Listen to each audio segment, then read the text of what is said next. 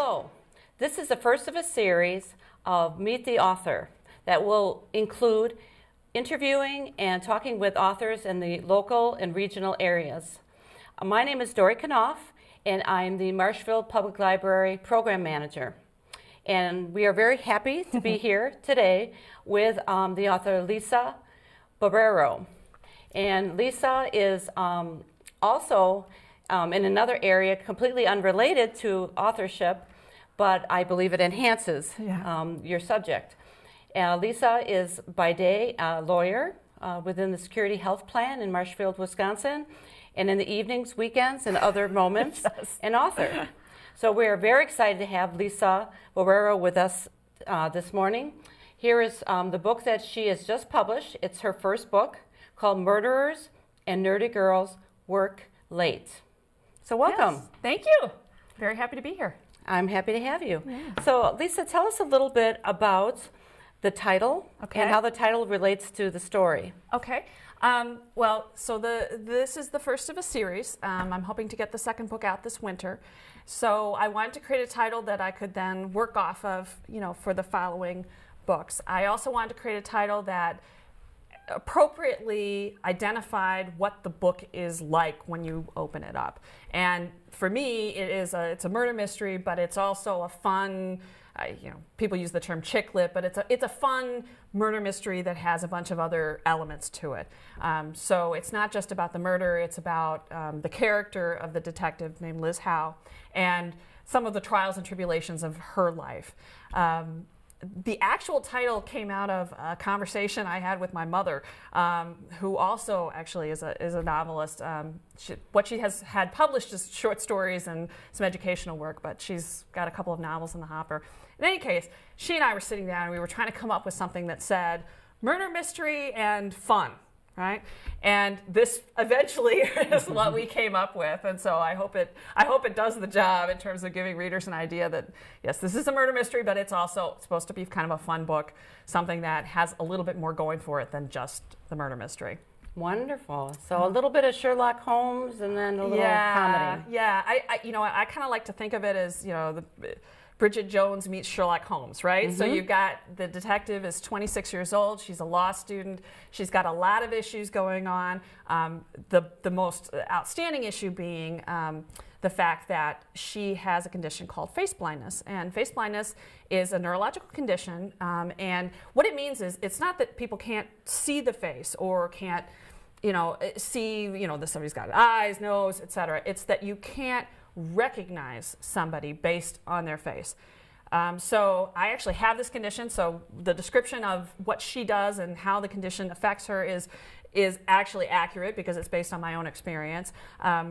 But essentially you have to use a lot of tricks and stratagems to try to make sure that you recognize somebody who you're supposed to know, right? Okay, so the prime example of this is I can't tell you how many times I've gone to a party and I'm being introduced to people and I shake somebody's hand and I'm not paying close enough attention to what they're wearing, what their hair looks like, what their voice is like, because I've just met them. Then, 20 minutes later, I'm in another part of the party and the person comes up to me and I don't remember that I've already met them because I don't recognize them and I haven't paid enough attention to all the other details, and so I introduce myself again. That's happened to me a bunch of times, and I wanted to be able to not have to explain my diagnosis every time I went out, right? So over the years, I developed a large number of stratagems associated with it. And I was thinking about sort of the prosopagnosia, which is the medical term for face blindness. I was thinking about it, and because I had thought about trying to do a memoir. My prosopagnosia actually, we think, comes about because I had a brain tumor that was diagnosed when I was 12. So either the tumor took out that ability, for me to recognize people by their face, or the surgery itself took it out. In any case, from that point forward, I've had this issue. And I had thought about doing a memoir in part because I think, unfortunately, a lot of the children I knew who were going through the same tumor, the same surgery and everything else at the same time they didn't survive because, it's a condition that is not necessarily a condition that you're going to be able to survive. So I had thought about writing a memoir because I have very vivid memories of that period of time. It's kind of a crucial period of time in my life. And as I was thinking about the prosopagnosia and the effect of it on my life as I've gone on, I came to the realization that I play detective every day. And then I had this sudden, flash of insight. This is why I love the Sherlock Holmes stories, right? Because this is what Sherlock Holmes does, right? He meets somebody, and the first thing he does is he's noticing all sorts of other details that Watson completely misses, right? And then he's drawing conclusions based on the details themselves about where the person's from and, what problem they may have and et cetera. And I thought, that's why I love these stories, is because I do this every day with every person I meet. So I have a question. Sure. Why not become a detective? Why not jump out of the legal field? Legal field and become a detective. You're so good at it. Maybe for a second career. I mean, I put enough effort into law at this point. I'm kind of stuck. And obviously, law plays a role in this novel as well. I mean, she is a law student. I tried to. The other funny thing about this novel is not just that, I've based it on my own experience of prosopagnosia, but because I started writing this novel when I had 2 small children and I was working full-time as a lawyer, I wanted to try to write a book, not only that I would want to read, but also that required as little research as possible, because I didn't have any time, right? I was writing, I started working on this book on a legal pad. I mean, I was writing it by hand. I would haul around these legal pads. I would go to my kids, whatever, ice skating meet or whatever, and I would sit there with the legal pad and I'd work a little bit. And so, if I had a minute, I'd pull the legal pad out and I'd start working on something. And, 5 minutes, whatever. That's how I wrote this book. So I tried to use as much of my own experience as possible because I didn't have to research that, right? So the heroine, Liz Howe, has got prosopagnosia. She is a law student. She's actually at my alma mater at Washington University in St. Louis. So obviously didn't have to. Very good. You could describe the I get to campus. I get to describe the campus. I get to describe what it's like to be a law student, because it's kind of strange if you're not into law, what you have to do. I've obviously given her my prosopagnosia. I made her from Marshfield because by that point in time, I'd lived here. I loved Marshfield. I was interested in the place, and I thought, it would be really fun to write a book with a character who is seeing St. Louis, which is a city I know so well, seeing St. Louis with different eyes. And I like the idea of the country mouse and the city mouse, right? I mean, there are things about Marshfield that people from St. Louis would probably not like because it's a small town, right? And you're coming from this big urban area to a small town. But the same is true in reverse. So I thought it was fun for me to write a book where the perspective was the Marshfield perspective, on St. Louis and the city of St. Louis and all the stuff that makes St. Louis quirky. And so that was sort of part of the inspiration, was to kind of play with that idea and essentially do the reverse of what I'd done, which is go from St. Louis to Marshfield. And I have to say, when I read a book, if I have the opportunity, I like to read the book within a situation or a setting that's very similar. Right. So guess where I read this book? Right. In the coffee shop. Right. In exactly. Marshfield. In Marshfield, right. So what role, because I noticed the coffee shop plays a fairly big role in your story. How did you intercalate that? Again, this is based on stuff I do. I mean, obviously, this is fiction, right? I'm not, I'm not 26. I'm not 26. You look 26. Oh, thank you. No, I'm not 26. I'm not from Marshfield. So it is fiction, but again, I'm a coffee addict. I spent a lot of time in coffee houses here in Marshfield, and then obviously when we lived in St. Louis, I spent a lot of time going to Starbucks, getting a cup of coffee. When you're in law school, that's where you hang out, right? You're always sleep deprived because you're trying to study, you're trying to do a million things. It's the place you can go where it's sort of quiet. You can kind of do what you need to do. And most people are addicted to coffee. I mean, that's just how it goes. Law students, coffee or even something stronger, Red Bull or something else, because you're just sleep deprived all the time. So yeah, so the coffee shop plays a big role, and that's part of it because I'm definitely a coffee addict. As most of us are. Right, exactly. So the scene, now I think read through the scene where James Pepperelli, yep. comes to Liz's apartment, Right. and are talking about the case, but at the same time, Lisa ends up having to reveal, Liz Right. happens to reveal her situation or diagnosis. Right. How close to that Reality? situation or reality is that scene? Well, again, the part of the reason why I was interested in writing this book was to work through the angst and social anxiety that I had in my teens and 20s. And I also, part of the reason I did this book and frankly the series is not only to examine that, sort of emotional arc, but it's also to, for other people who are in the same situation I am. I mean, it's socially crippling. I mean, this condition is socially crippling. So I wanted to write a book that, as I said, turned it on its head, made what was a negative into a positive, right? She's got this deficit, but the asset that she has is this amazing attention to detail. And the way that I deal with social situations is the way a lot of people with my condition deal with social situations. There are a lot of people who are very high functioning, but who have the same tricks, the same stratagems. And I wanted to write a book that, if I were a teenager picking this book up, who had this condition, that's, wait a second, okay, I'm thinking about this the wrong way. I'm focusing on what I can't do instead of what I can do. So I wanted to give it that message, at the end of the day. So the scene in question is where James has come to her apartment. James Pepperelli is the detective who's officially investigating the case. And he comes to her apartment, and he wants her to identify people in photographs. Now, photographs are really difficult for somebody who has my condition, because a lot of the things that you use to identify somebody are not in a photograph. So you use their voice, not in a photograph. You're using how they stand, how they walk, how they move, clearly not in a photograph.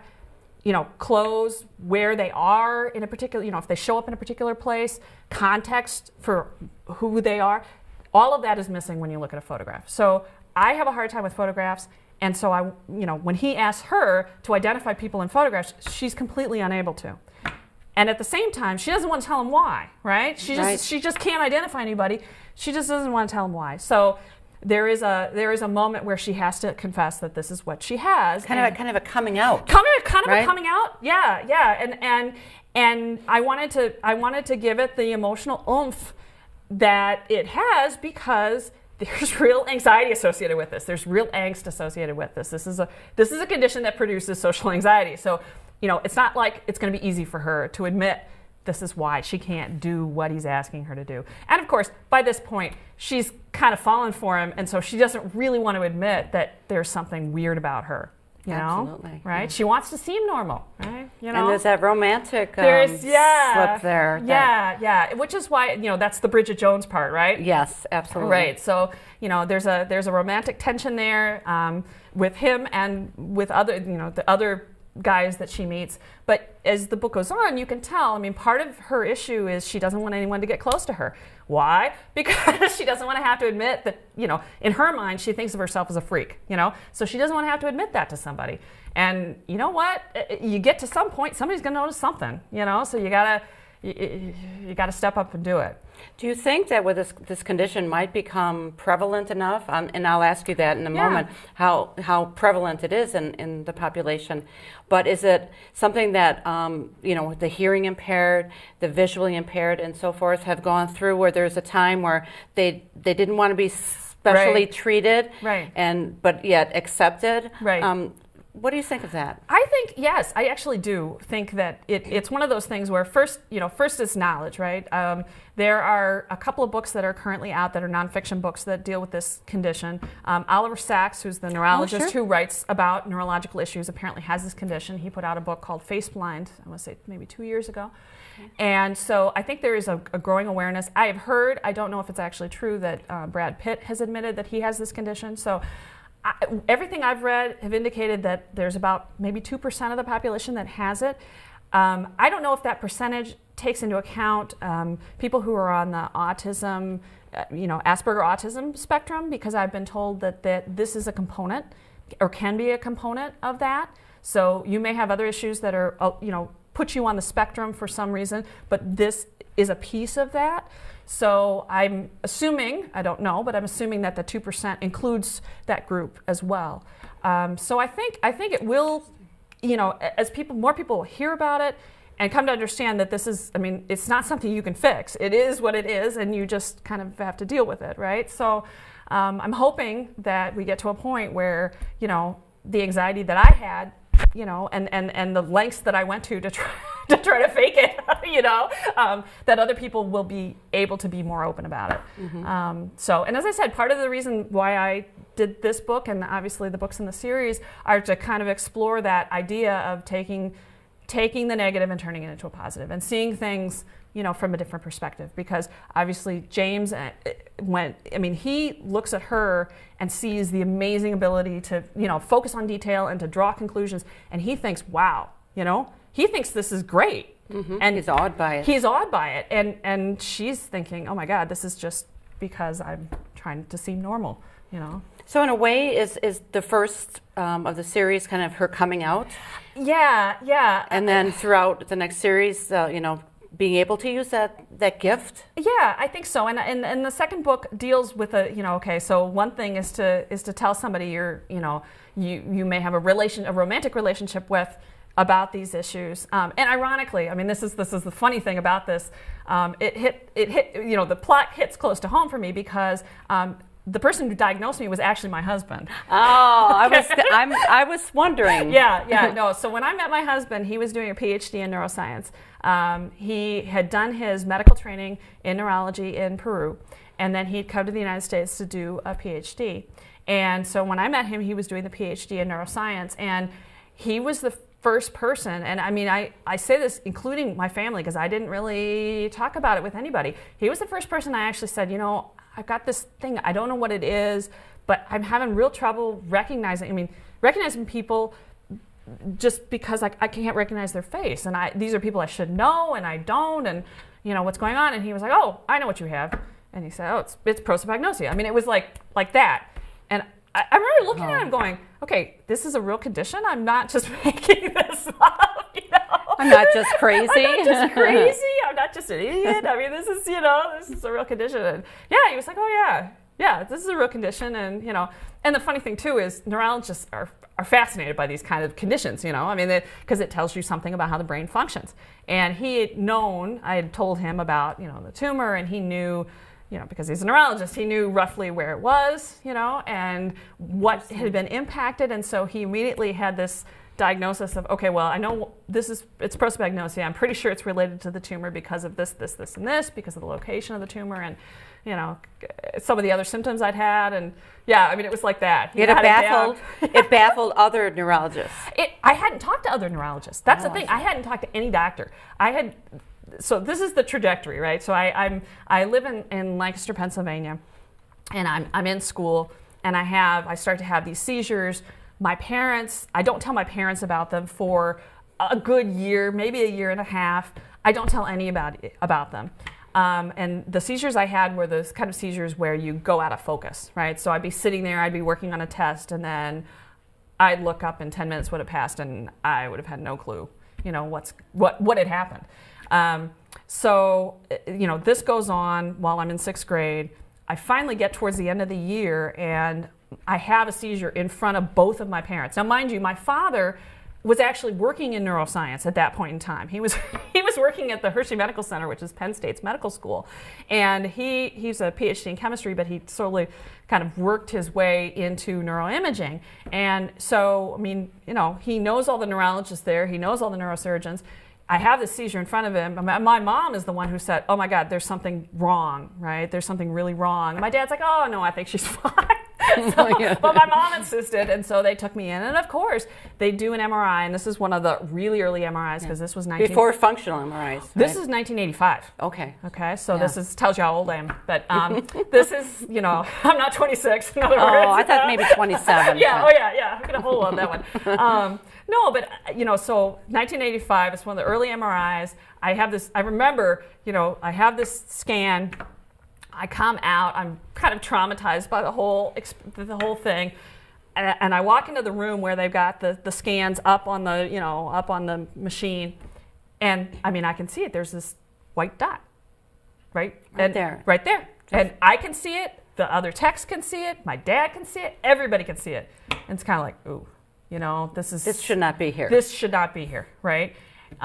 So, long story short, I ended up having surgery, and that's kind of a funny story too, because I had a neurosurgeon who's a fabulous neurosurgeon and fabulous scientist, but one of these kind of disheveled looking people. Oh, sure. So when I first there's quite a bit of those I know, around it's kind of Marshfield area. Right? The mad scientist sort of guy, Right. And I just remember I'm 12, right? And I'm sitting there and I'm waiting.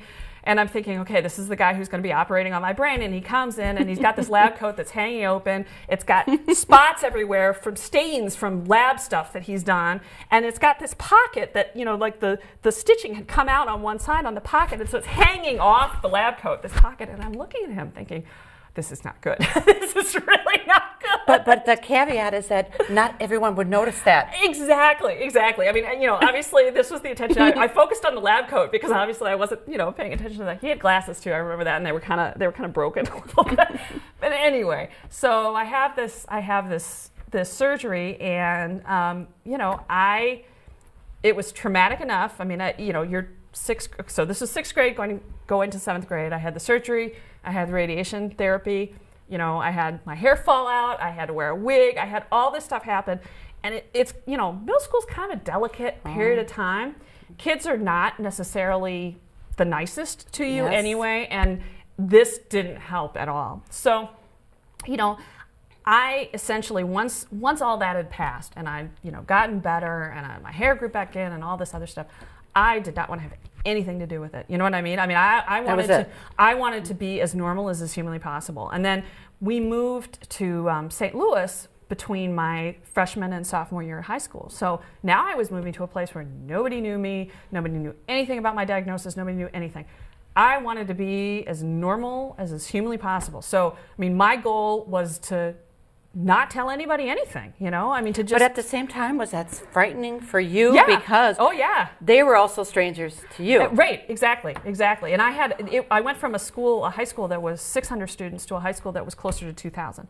So that meant I had a lot more people that I had to try to keep straight, and now, fortunately, by a certain point, you're in the classes with the same people over and over again, so you can kind of get a handle on it. But yeah, I had a lot of situations where I'm walking down the hall and somebody's coming towards me, they obviously know me, I don't know who they are. That happened all the time. So, but I didn't want to tell anybody. I didn't want to say, hey, heads up, I had this brain tumor and now I'm dealing with something I don't even understand, and I'm thinking that maybe I'm just stupid, but maybe there's something else going on, you know what I mean? So it was one of those things where I just kind of shut down and I was like, all right, I'm normal, I'm going to act normal, I'm going to be normal, and I'm just going to fake it. And how did that work for you? It worked okay. It worked okay. You're able to... I was good enough that, it kind of, I had some, I had a whole bunch of tricks I could do, and I worked it. So, it's funny. People who knew me in that period of time and even in college, who were very good friends of mine, didn't know anything about this until I put the book out. So is that part of what you would like to do, Lisa, with their book, is to help other people to function and strategize and so forth? Yeah, no, I'd like to do that, and I'd like to do something broader than that too. As I said, talk about painful adolescence. I had the trifecta of bad things happen in adolescence at that period of time where it's you have so little sense of yourself anyway. I would like people who read this book who are perhaps either going through the issues related to face blindness or going through other issues to say, okay, you know what? Okay, I can do this, and maybe being honest about what I'm going through is better than just trying to hide everything and fake it. My strategy was probably not the best strategy to have, all things considered, and I would hope that somebody else would have the confidence to be able to say, you know what, I'm having these issues, and just be open about it. Because I think, once I made the decision that I was going to write a book that was going to bring all this stuff out in the open, that was like it was one of those, okay, I got to be ready for, I got to be ready for this, right? I got to be ready for this. So I would hope that it would not take people till they get to my age before they're ready to do this, before they're ready to talk about these things, because I'm not the only person who's had difficult stuff. You know? Are there sort of groups, support groups and things like that for people with diagnosis that you know of? There are listservs for people who have face blindness, and they are they're open to people who have the diagnosis, or parents maybe whose kids have the diagnosis who are struggling with some of these issues. And because these are listservs, they're international. I mean, they've got people. There's one that I fairly routinely go on and take a look at, and it's got people who are commenting from the UK, who are commenting from all over the US.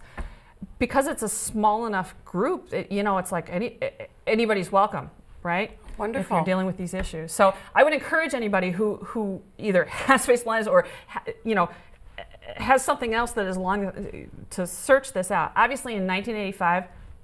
I mean, the internet didn't exist, right? So the support groups were local if you could find them. And, again, I was in complete denial, so I wasn't looking for anything. And maybe we can post somewhere during this program some websites or listservs to help people that might be seeking that kind of help. So. Yeah, and there are organizations now that study face blindness as an actual condition, because there are enough of us who have it that. So 20%. Well, I'm sorry, 2%. 2%, and 2%. I'm thinking, That's enough.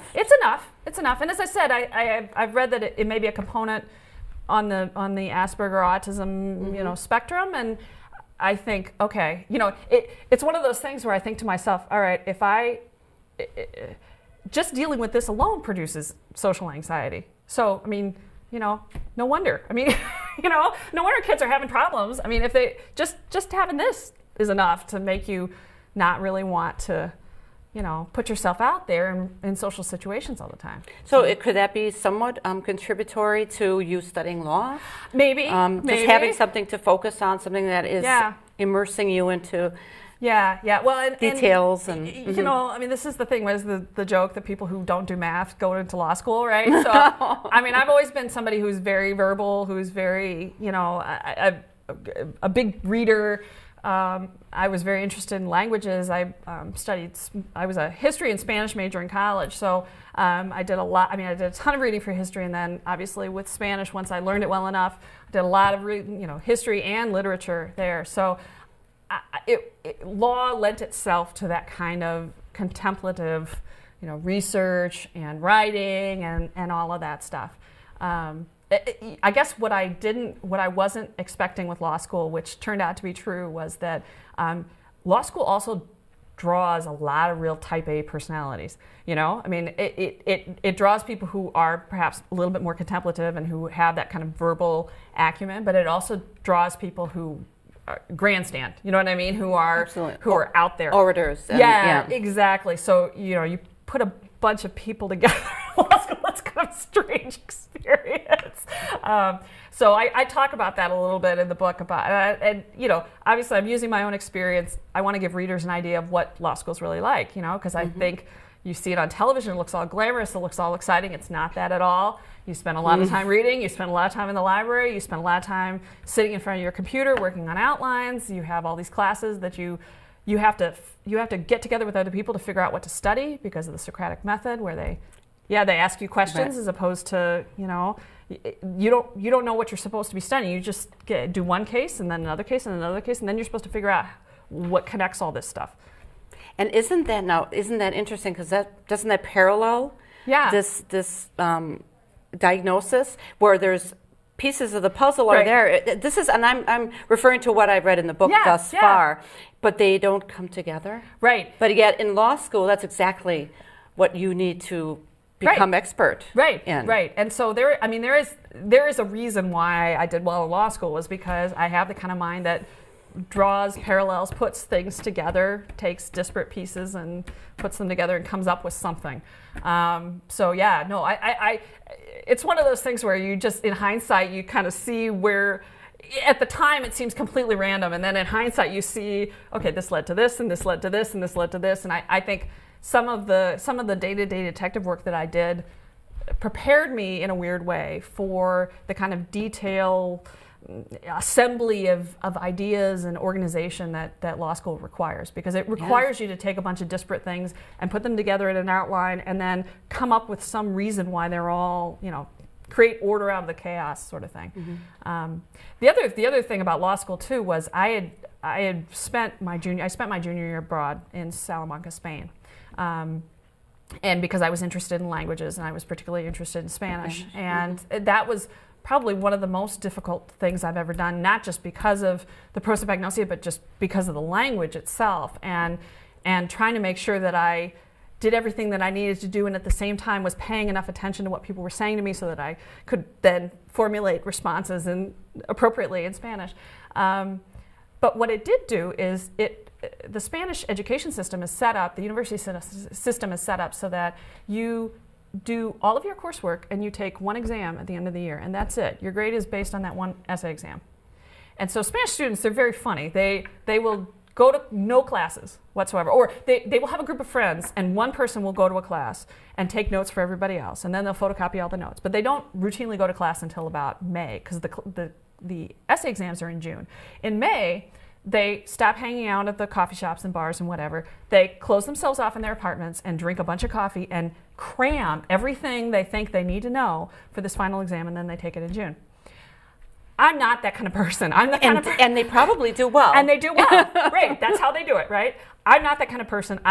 Because I think I have this kind of mind where, I want to put order on things, I had to kind of say, okay, you know what? I'm gonna organize myself during the year so that I don't get to the point where I'm trying to cram everything in the last moment. And I think having that kind of mindset was very helpful for law school. It's been very helpful as a lawyer. You particularly in-house. I'm in-house at SHP, and I never know what's going to walk in the door, right? Absolutely. I do a little bit of everything. It's the jack of all trades, master of none. I do a little bit of everything. And you have to be able to kind of think on your feet, take a bunch of disparate facts, figure out what's important, what's not important, and then look at the law and see what advice you need to be giving the organization related to a particular issue. So you found your niche. I did. But obviously creative writing is, my heart is in the creative writing, right? And you do a wonderful job at it. I really enjoy reading the book, and I'm going to finish this one. Yes. And then when is the next book slated for publishing? It should be out this winter, and I can give you just a short history of the publishing, because this will give you an idea of kind of how this all works. When I told you I started working on this book as a pad of paper, and I was handwriting everything. I got done with the book. I typed everything up. My mom, as I said, is also a writer, and so she's been very helpful in terms of helping me figure out how to edit my own work. Not an easy thing. Not an easy thing. So I got it all together, and then I started trying to find an agent. Because everyone told me that's exactly what you should do, is you should try to find an agent. Trying to find an agent is like looking for a job out of law school and like cold calling people. I mean, you send emails, you send, essentially your resume, which is part of the book. You are talking to people who don't want to talk to you for the most part. Some agents are very nice. Most of them are pretty rude because they get so many solicitations, they can't deal with them all. I did that for about 11 months, and I got an agent who was very enthusiastic about the book, got it to a bunch of big publishers, some small ones, and I couldn't get anything to stick. People liked it. They liked the concept. They liked the fact that I had another couple books in the hopper, but I couldn't make it stick. So in January, I had a phone conversation with my agent where I said, look, you got to tell me if we are at the end of the line with this book, because I don't know what else to do with it. And he said, unfortunately, I don't know what else to do with it either. He said, I've tried every contact. We've had the luck that we've had. I think it's difficult for people who are not published authors already to get the attention. And I think, because the publishing industry has to take a chance on you. So that's a difficult aspect of it. He said, I don't know what to do with it. So I said, okay, well, I think I'm going to try to do it myself. So the week before, my friend Cindy Schuster, who wrote Lost at the Junction, had emailed me with the Amazon contest, this Amazon Breakthrough Novel Award contest, and it's a little seal on the cover. She'd emailed it to me, and I'd said, oh, I've got an agent. Oh, we'll see what happens. After I got off the phone call with him, I thought, what do I have to lose? The contest was set up so that it would run through the end of January, or it would close earlier if it hit 10,000 entries. So I submit all of my stuff because, of course, I had a query letter. I had all this stuff related to this book when I'd try to get an agent. So I submitted everything that afternoon. The contest closed that night, so I know that they hit 10,000 entries. Yeah, I know. Talk about right there by the yellow tape. I mean, if Cindy hadn't sent me the email, if I hadn't had the conversation with my agent, where he said, I don't know what else to do with this, I wouldn't have entered. I got it under the wire. I mean, it was all very, serendipitous. And it got to the quarterfinals, which meant that it was in the top 100 for the mystery and thriller. Oh, yeah. How thrilling. Yeah. So there was an excerpt of the book up, and people, I got commentary from all over the place. And so once that happened, I thought, you know what, I can't just put this book back in the drawer. I can't do it. That was the energy that you needed. That was the light that you needed to see. Exactly. So I thought, you know what, I'm going to do this myself. So I worked with CreateSpace, which is Amazon's subsidiary that does the physical books. You'll see when you open the book that the press listed is Nerdy Go Press in Marshfield, Wisconsin, which is me, right? Yay! So wonderful.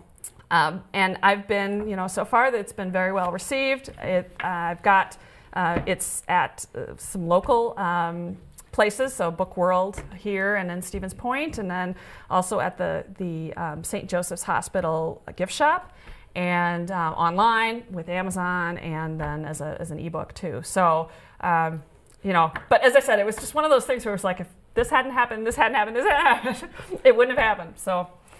And isn't that just about life? Yeah. Oh, yeah. And I can't help but think that the attention to detail that you have as part of your law profession is also very obvious in your writing style. Yes. And for me as a reader, that's what really hooks me. That does this writer really know what he or she is talking about? What they're seeing, what they're feeling. I want to feel that. I want to see that. And it's very, very well done. Well, thank you very much. It's one of my pet peeves where if you have a book in the series, or if you have a book that has certain details in it, that the details aren't consistent from one thing to the next. So, and I'm sure I will make mistakes, but that was really important to me, was not only get the details right, but to get them where they needed to go, and then obviously with the next book that will be coming out, to make sure that the details are still right, that I haven't done anything in the second book that doesn't make sense given some detail in the first book. So it goes, the mindset that this condition creates goes throughout. And again, for me, it's a deficit, but it's an asset. Absolutely. Because I've tried to make lemonade out of lemons here. Absolutely. So. And I just, for the people out there that are going to read this book or have read it, can you give us just a little hint of what the next book might bring? Sure. Is James going to be there? Yes. Maybe another romantic connection? So the book is going to pick up about 3 or 4 weeks after this book leaves off. So it's sequential in terms of time. It is going to continue to talk about the relationship between Liz and the official detective on these cases, James. It's going to have a completely new mystery. So I wanted to make sure that the books continue in a series, but that each book can stand on its own with its own mystery from start to finish, right? It's going to continue to deal with Liz's anxiety about her condition and what she does in order to be able to overcome that anxiety. And it's gonna delve a little bit more into Liz's family. There's a little bit more about Marshfield. There's good. So it's all in there. And actually, the next book is based very loosely, but is actually based on 2 separate crimes that occurred in St. Louis that I have kind of combined and fictionalized together. So it is very loosely based on real events that occurred in St. Louis, and so I think will be interesting to readers because, sometimes you can't make this stuff up. Sometimes Absolutely. things happen where you're just like, oh my God, that's too good. We need to record that. Right, I can't let this go. So, Yeah, so. Well, I'm very excited for you, and it's been a real pleasure getting to know you. So you much. and yes. I'm curious as to what the next sequence, Yeah. next book is, and you can buy the book by Lisa Boero. Boero. Boero. Yeah. At Marshfield. At the St. Joseph's Gift St. Shop. Joseph's Gift Shop. At Book World in Marshfield and at the Book World in Stevens Point. Okay, and she's working on also getting more online. Yes, so you can. It's on Amazon. You can get the physical book on Barnes & Noble or any of the other sites that allow you to order physical books. It is available as a Kindle download, as an ebook. I'm actually working at this point in time to get the formatting right so that I can upload it for Nook and the iBook and the other formats that are out there. So I'm hoping that will occur in the next month. So I'll have all the available ebook options out there, but right now it's as a Kindle download. Okay, well, I highly suggest this book. I'm reading it right now, and after this interview, I hope to have a few minutes to read another chapter. And I'm so excited for you, and so excited for the next sequence of books. And meanwhile, pick up your copy. We also have copies in the library for those who want to read it first and then maybe purchase it later. So thank you very much. Again, I'm Dory Knopf. I'm the program manager at Marshfield Public Library, and thank you from all of us.